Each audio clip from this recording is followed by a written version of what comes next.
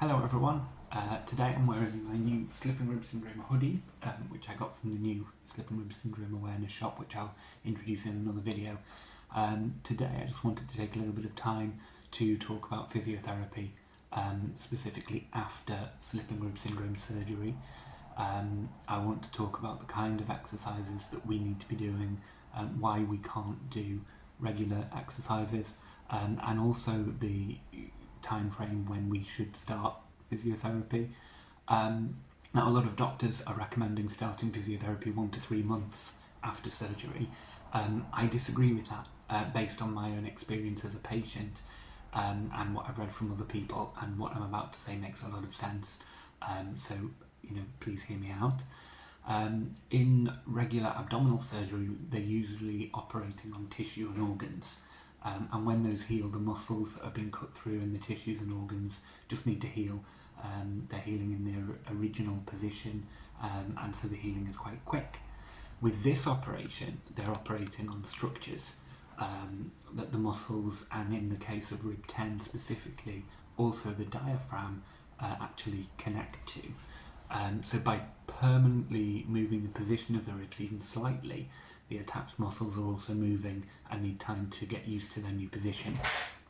Also, what we need to remember is that in the case of Hansen 2.0 specifically, which is the operation that I had, but it also applies to 3.0, the sutures or the plate are in place straight away. But long term, we're waiting for scar tissue to develop and harden internally to provide a more solid internal structure.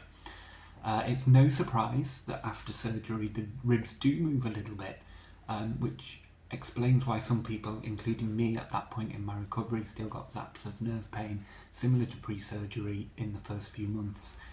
Initially, it's basically very strong string. That's what sutures are. I know Dr. Hansen recommends Ethibond sutures in particular that are holding the ribs in place, but they can't be too tight.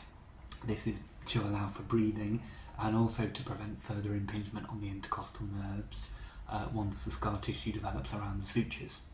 There's much more strength and stability there to hold the ribs and therefore the surrounding muscles in place.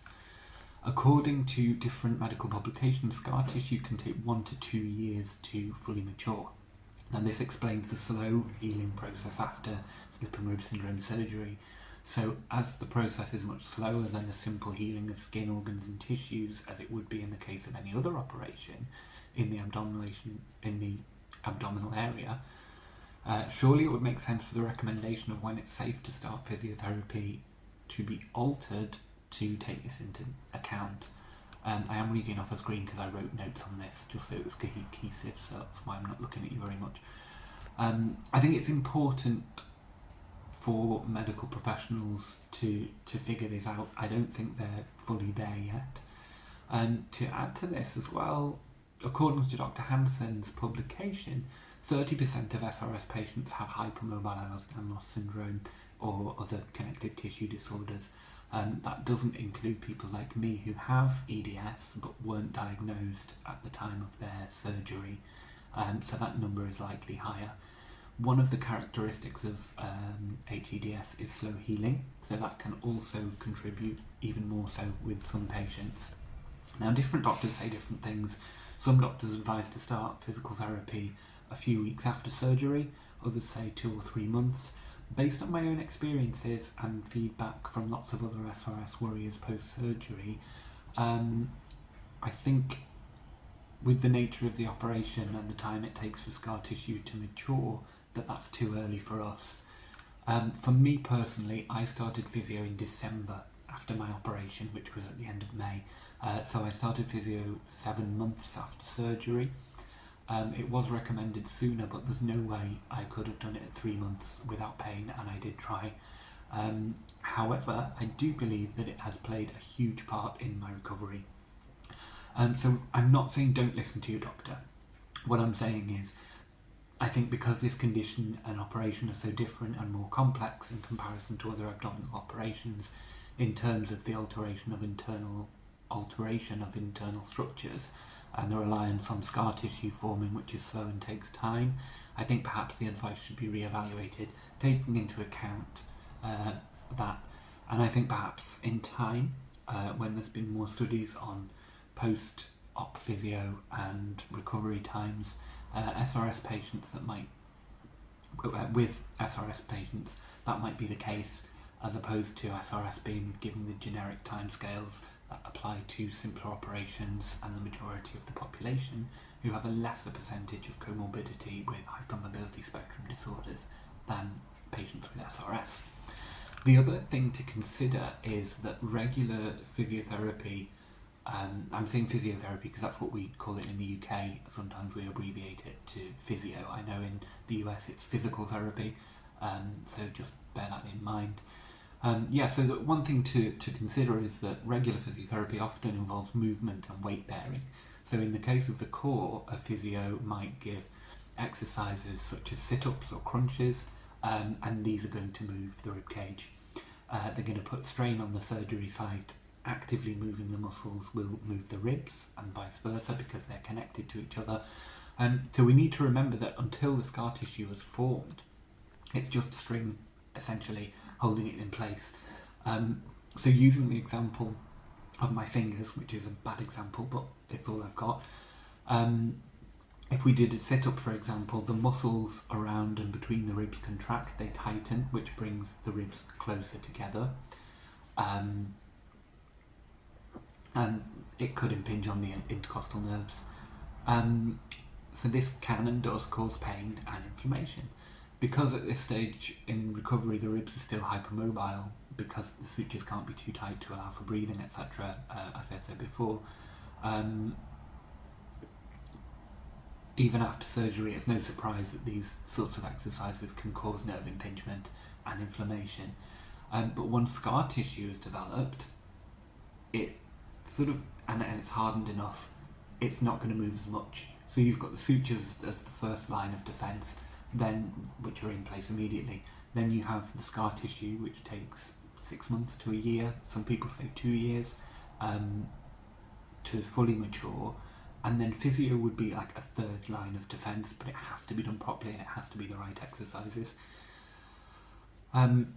So even after 6 months to a year, when scar tissue is matured enough internally, I would say it's important to avoid things like crunches and sit-ups altogether, because pre-surgery these would cause the ribs to sublux and move up and under, or in rarer cases over the rib above. In dynamic ultrasound for slip and rib syndrome diagnosis, they actually use a sit-up and a crunch for the diagnosis to make the rib slip. So even after surgery, though we have sutures and eventually scar tissue providing stability, the ribs are still not attached to the costal margin directly. So I think it's a risk. It's a minority, but there are some people who have broken their sutures after surgery and had to have the surgery redone. Doing traditional core exercises like sit-ups and crunches and anything that would move the rib cage itself or the surrounding muscles is going to put strain on the sutures and scar tissue, and it makes that much more likely.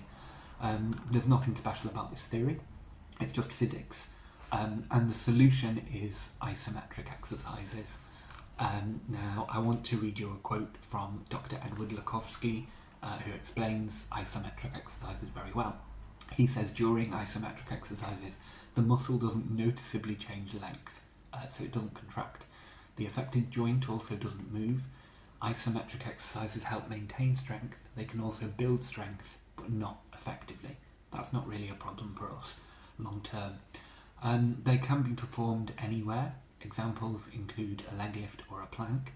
Because isometric exercises are done in one position without movement, they'll improve strength in only one specific position. You'd have to do many isometric exercises through your limb's whole range of motion to improve muscle strength across the range. Since isometric exercises are done in still, static position, they won't help improve speed or athletic performance, but isometric exercises can be useful in enhancing stabilization, keeping the affected area's position. These exercises can help because muscles often tighten without movement to help stabilize joints and your core. That's the end of the quote. Before meeting my physiotherapist, Sarah, I had two really bad experiences with other physiotherapists, NHS physiotherapists in the UK, who had no knowledge of SRS, which is expected, but they didn't want to listen. My physiotherapist, Sarah, had no knowledge of SRS prior to meeting me, as expected, but she listened to me explain what SRS was, and the operation that I'd had, and sort of how it was affecting me, which is the most important thing by far. Finding somebody who is willing to listen and work on your individual case is priceless. So we started the physiotherapy in December, 7 months after my surgery, and that was when my body was ready and stable enough internally. I knew when that was, and you'll know when it's stable enough by how it feels inside as well. So my biggest advice is listen to your body. You'll know when you're ready to start physio, and it shouldn't cause pain. If it causes pain, stop. The doctor might recommend 1 to 3 months. If it takes 9 months or longer until you feel ready, don't worry, it's not uncommon with this, and it was exactly that case for me personally. I am going to share my program with you in another video. I don't recommend doing these without guidance from a physiotherapist with knowledge of all of this. I'm not here to give medical advice, so do seek guidance before doing them, and make sure you're doing them correctly. I need to add a disclaimer to say that I'm producing these for educational purposes, only because these have helped me personally hugely, and I've given you the theory behind why we should wait before commencing physical therapy, and why we need to focus on isometric exercises and avoid mechanical movements like sit-ups and crunches. But every case is different. Some people are unilateral, some people are bilateral, some people have resection, some people have 2.0, some people have 3.0, some people have a hypermobility spectrum disorder, and some people don't. So that will all play a part, and also every body is different as well. I want to talk about how physiotherapy's helped me. So I was wearing ice all day, daily, on my surgery site until February, which is 9 months after my surgery. In January, after 1 month of 30 minutes of core stabilisation daily, I was able to sleep on my surgery side, and then after 2 months I was able to remove the ice pack permanently, and it's also definitely helped with the feeling of stability by building up the core muscles. I don't get any feeling of movement at all now, and I think that's a combination of scar tissue developing over this time and the core stabilisation as well. I think what I like about the isometric exercises as well is anybody can do them. They're very, very easy. Most of mine are lying down.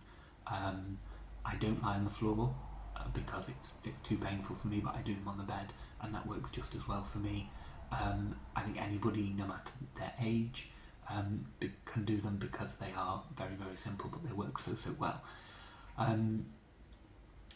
As I explained earlier, we have the sutures as the first line of defence, then we have the scar tissue as the second line of defence, and I think core stabilisation physiotherapy really helps to add another layer to that, and help things long term. When you're looking for a physiotherapist, I know in the UK you can get a referral to an NHS physiotherapist free of charge. In the US it's likely private, or involves insurance. I would recommend going private. I still see Sarah. I see Sarah for acupuncture, which is for spinal issues, which I'll talk about in another video. I've also had, since my EDS diagnosis, exercises for my hips, my knees, my ankles and other parts of my body that sublux and cause problems. But in terms of my ribs, I'd say we did 3 sessions, so it probably be about £150 for those 3 sessions, but you have your choice, who you see, which you don't get with the NHS, so it's much less frustrating, and because you're paying them, they're more likely to listen to you as well, so I would recommend that. 3 sessions is probably all you'll need, one to go through the operation and the surgery, the second one to actually do the exercises, because the physiotherapist might need some time to research the condition after your first session, and then the third time to check your progress and check that you're still doing the exercises correctly. There's lots of different types of physiotherapist. I would recommend going for a musculoskeletal physiotherapist because they have in-depth knowledge of bones and muscles. But by far the main thing is finding a physiotherapist that will listen to you. You will probably have to explain what SRS is. You will have to explain the operation that you had. It is still very new. It was only invented in 2020 if it was the Hansen surgery that you had. But if they're willing to listen to that and take it on board, that's all you need. In terms of where to find a physiotherapist, I know of 3 physiotherapists in the UK. I don't know of any in the US yet, but I am working on a list similar to the one that we have on the website for doctors and radiologists. I got my physiotherapist Sarah through EDS UK. They have a database of physios that specialise in hypermobility. A lot of us are hypermobile anyway, and they have other things like hips and knees and things to look at. But even if you don't have a hypermobility spectrum disorder, I think finding a physiotherapist with an interest in and a knowledge of hypermobility is a good place to start, because slip and rib syndrome by definition is a hypermobility disorder. It only affects one part of the body, and the ribs are moving very abnormally compared to their normal range of motion, which is what hypermobility is. The EDS Society in the US may have a similar list, but I'm not sure about that. The last thing I want to say is, if you do find a physiotherapist that has helped you pre or post surgery, let me know in the comments or at slipandribsyndrome.org so that we can add them to the list of medical professionals. I will put a link to the video with the exercises in the comments below. That is likely to be next week.